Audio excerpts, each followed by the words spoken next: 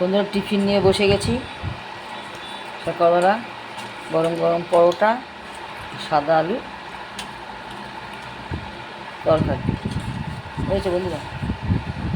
সাথে আছে এই যে মিষ্টি, সীতাভোগ আর হচ্ছে বোঁদে, আর আছে এদিকে হচ্ছে পরোটা আর আলুর তরকারি।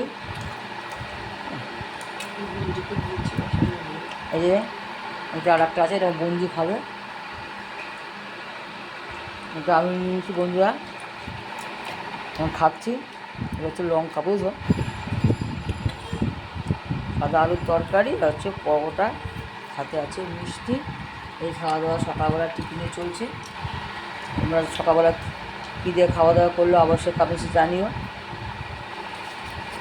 গরম গরম পরোটা আর তরকারি খাচ্ছি বন্ধুরা। চলো।